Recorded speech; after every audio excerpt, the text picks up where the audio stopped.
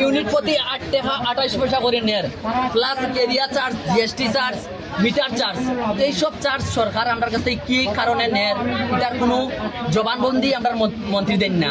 দেখেন আমি নিজেও একজন সব একদম এই যে পাবলিক আইতাছে বা আমি আইছি কিতা লাগে আইছি আজকে কারেন্ট অফিসে আমরা কিতা লাগে কথা কইতাছি, কারণ কিতা ওই বিলের লাগিয়া আমি যে 500 টাকা ইউনিট দিলাম, 500 টাকা দিলাম, 500 টাকা 13 ইউনিট, ওই তো একজনে কোন পড়ছে 2700 টাকায় 10 ইউনিট 13 ইউনিট। এসব কারণ কিতা লাগিয়া 2700 টাকায় একজন মানুষের কিতা জ্বলাইতে পারে। আমি নিজে ইভেন্ট রিচার্জ করছি, দেখেন ওই দেখেন 1000 টাকায় 44 ইউনিট চার্জ কাটিয়া বই রয়েছে, metre charge, GST charge, area charge, everything সব সেখানে লেখা আছে, ঠিক আছে।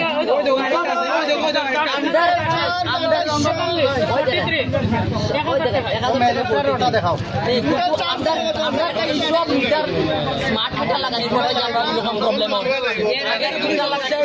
500 টাকায় পুরো মাস দিত গিয়া।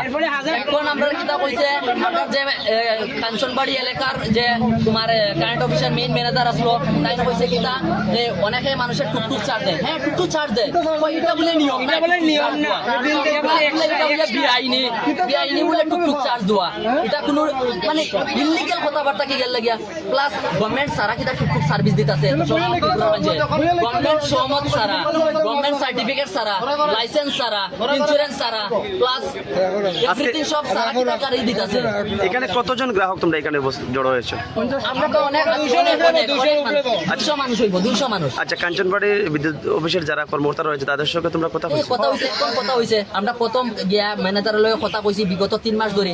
তাই না খালি তোমার একটা না একটা অসুবিধা আমরা এক্সকিউজ দিয়া মানে বুঝাইতেছে যে এই চার্জ, এই চার্জ, এই চার্জ, ওই দেখো সিস্টেমে দেখো, আমরা কিছু করার নাই মানে কিতা। এরপরে যেখানে বিল করবো বিলিং যে আছে, বিলিং এ তাই না কইতে পারে না কি তার চার্জ কাটে এত টাকা, ম্যানেজারের লগে বুঝো, ঠিক আছে। আমরা ম্যানেজারের লগে কথা বললাম, ম্যানেজারের বেশি সাউন্ড করিয়া কথা কই না, আস্তে কথা কই। তো এইসব গুলা আমরা তো মানছি না, মূলত বিদ্যুতের এইসব গুলা তো আমরা মানছি। আমরা চার্জ কিতা লাগে, আমরা পাবলিক টাকা দিয়ে ইউনিট জ্বালাইতাম, টেকা দিয়ে কারেন্ট জ্বালাইতাম, তো আমার কাছ থেকে চার্জ কি লাগে খাটাল? এত চার্জ কি চার্জ? এখানে কয়টা থেকে তোমরা এখানে জড়ো হইছো? আমরা তো সকাল 10টা থেকে আছি আমরা। এরপরে আইলে পরে লাইনে দাঁড়াইতে লাগে, এরপরে বিলিং ম্যান শুধু একজন